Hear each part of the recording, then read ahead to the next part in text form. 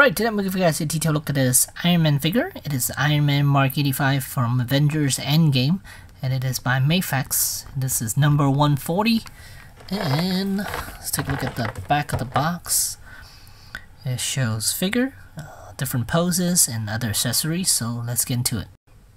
Alright, and here we have Iron Man outside the packaging, and let's go over accessories first. We have a translucent base. We have the energy shield. We have the sword, 4 effect pieces, and then a bunch of hands. We have repulsor blast hands with pegs, regular repulsor blast hands, a pair of relaxed hands, a pair of gripping hands, and then we have the what are these, cannons, arms, and then we have the gauntlet with infinity stones, and then we have the hand, the finger snap motion. And then it comes with the regular helmet, and then also a Tony Stark head sculpt. And then we got these flowery backpack, and we have Iron Man Mark 85. Here's the head sculpt. This is the open mask head sculpt. Quite good. I think it looks a lot like Robert Downey Jr. And the paint job on it is quite good too, and the skin tone is nice too. Usually with Mafex, they tend to go very light on their skin tone, but I think this one turned out quite nice. And might as well take a look at the Downey head sculpt, and that one is just as good. I like the sculpting, and the paint job on it is good too. And it doesn't look like it's printed on either. It looks like it's actually painted on, so that's nice. And yeah, initially I have an issue with this helmet here. There was a black spot like right on the center, right around where the nose is, a little lower towards the between the nose and the mouth section, is like right there. You could still kind of see that little black dot right there, but initially it was way bigger, and I was able to use a nail polish remover to remove that black spot. I was very happy about that, because initially I was worried that I might remove too much of the paint off, or even the shiny coating or stuff like that, but ended up removing that black spot, which I'm very happy about. It did take quite a bit of rubbing before I could get it off, but I'm glad it did work, and now I'm happy. Because I've had a couple of Iron Man figures where there are imperfections right on the mask, so like right in the center of the mask. So yeah, that is really annoying. But as far as the figure is concerned, it is very impressive. The design of it is nice, and the paint job on it is nice. Sculpting is nice. You can see the thighs are nice, not like SHF where there's a huge seam right in the center of it. And look at the biceps. They are very smooth, really nice. And overall, it's definitely a much improved figure from when they did Iron Man Mark 43. They came out with that one, and that one felt like a model kit than a actual figure that we could purchase. But this one feels a little bit better. Still a little bit on the light side. I wish it was a little bit heavier. Even though they put die-cast feet on there, still he is very light. Not very light, but lighter than some other figures out there. Alright, so let us take a look at the articulation for Mark 85.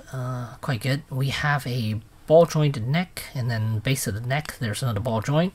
So this is how far he can look up. Really good. So definitely good for flying pose right there. So he is fantastic. Shoulder pads is on a on a little hinge peg joint, something, whatever you call this type of joints. So it pegs in, so easily removable, and it pops off quite easily, but it helps with the range of motion as well. So arms can swing out all the way to the side, and it is on a ball hinge ball joint right there, and then ball hinge shoulders, and it does have a little butterfly joint, so arms can swing out a little bit. Bicep, wrist rotation. That piece keeps pulling off. And then double jointed elbows, so sorry, gives you over 90 degrees. And then ball hinge wrists. Whoops. You can see the peg for the wrist. There's no mushroom head at the end, so it's all held in using friction. So not a huge fan of that. I mean, because it does tend to pop off quite easily. And speaking of popping off, let's pop that shoulder piece back on first. And let us move on to the rest of the body here. Let's see, chest, there's a ball joint. Waist, there's another ball joint. Crunch, arch back. And then as for the legs, they are on ball joints. Are they? Yeah, they are. The legs can be lowered about that much, not a whole lot, but it will allow him to do a 90-degree leg pose. You can see paint is chipping around the inner thigh here. You can see a little bit of silver where the red's supposed to be. And it's a brand new figure too. Barely touched it. And knees, knee bend, quite nice. I like the knee. The way the joint is hidden in there, it looks quite good, pleasing to look at, and is effective too. And then the ankle has a ball hinge joint there, and then the heel itself, the back of the heel, can move a little bit. Right there for articulation purposes. So if you want him to do a flying pose, you get his legs to look like that. So that's good, very good. And yeah, that's pretty much it for articulation. I am happy with it. I mean, all your usual stuff you're able to achieve with this figure, so that is good. And let me pop this head off and give you another look for him. So let's put his helmet back on. So here's 85 with the regular helmet.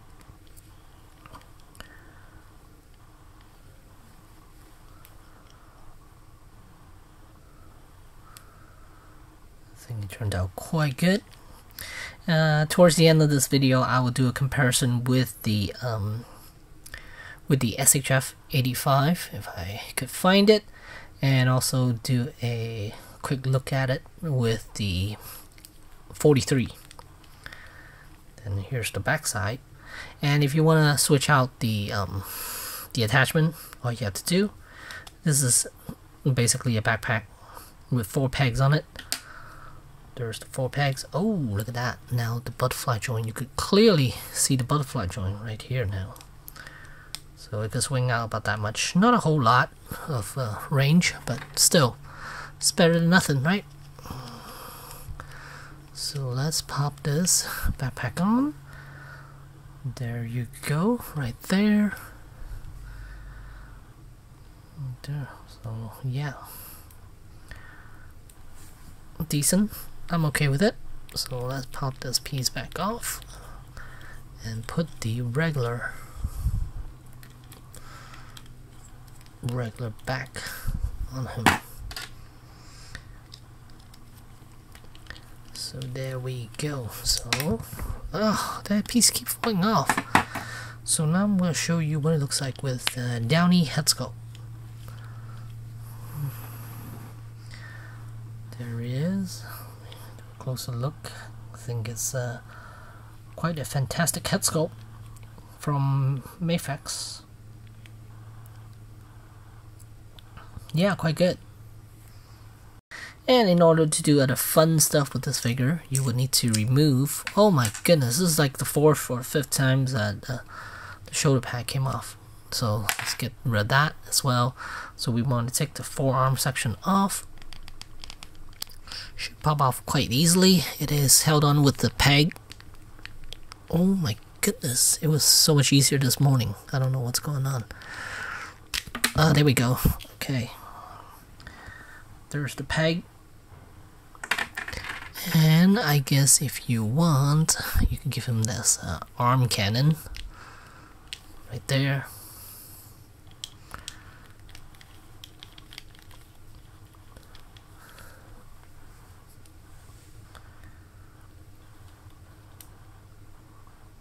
Quite good. I'm not gonna put the shoulder pad piece back on because it's annoying me now. And then with this arm, let's do the Infinity Stones arm. Okay, so let's pop this arm off.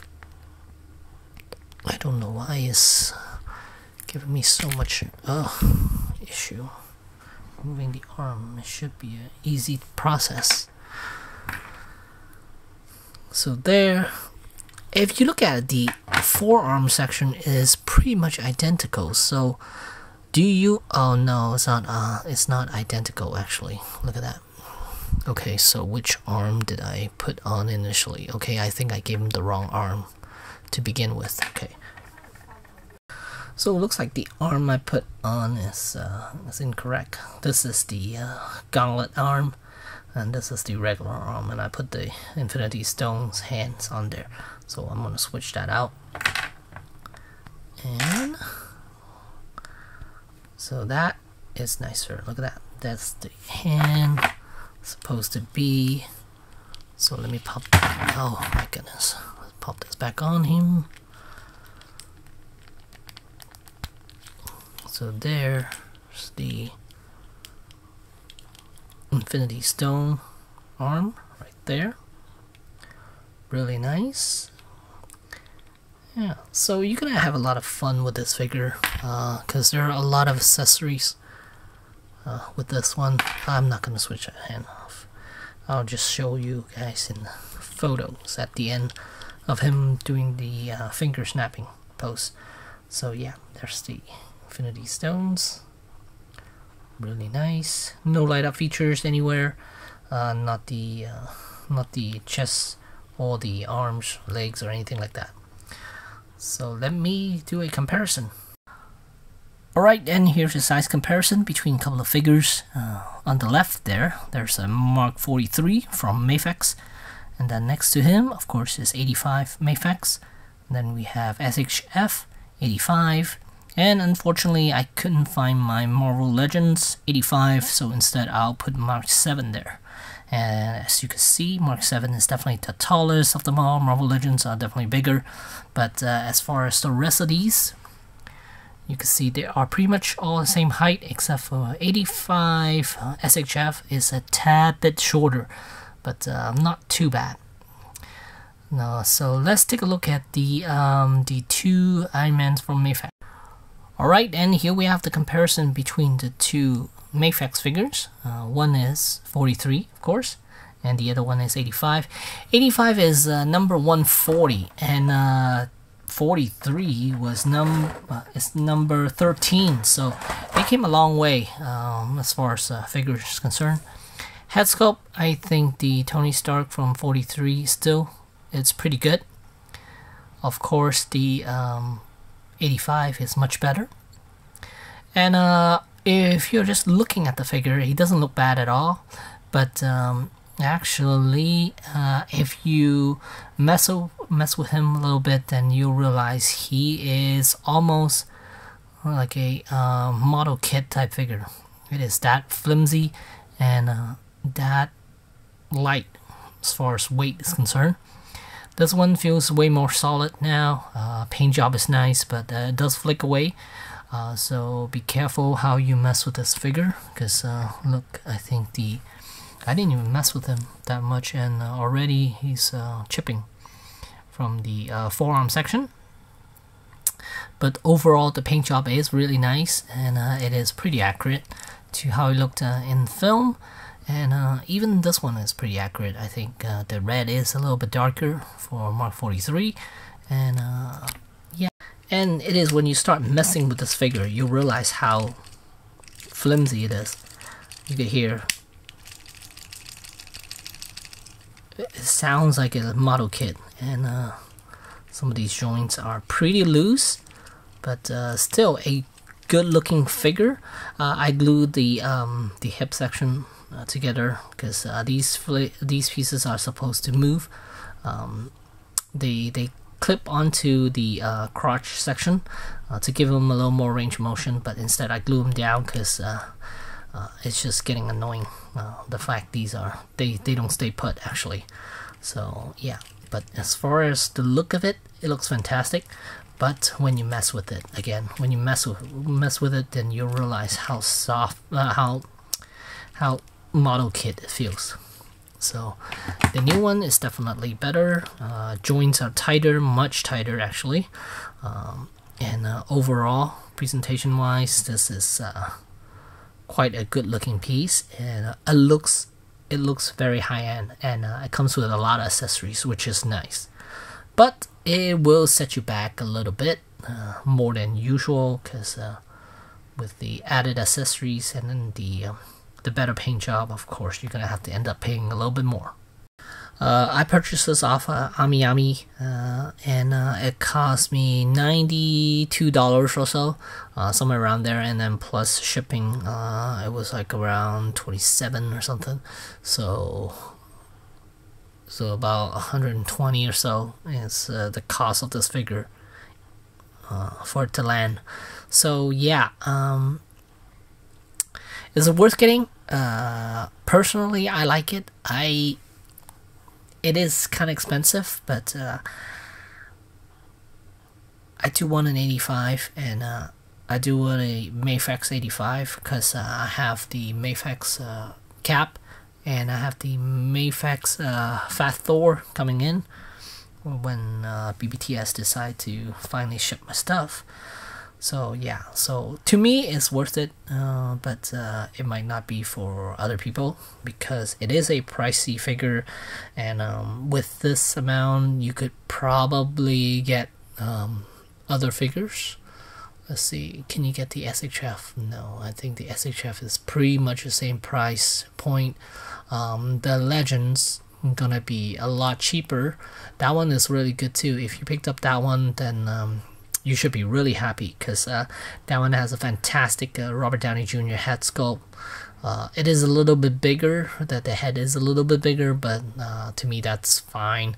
I was happy with it just to have that figure, and that one was fantastic. That one's like one of their best Iron Man figure. So yeah, so at the end of the day, I would still recommend this figure because it does come with a lot of stuff, and with the price point,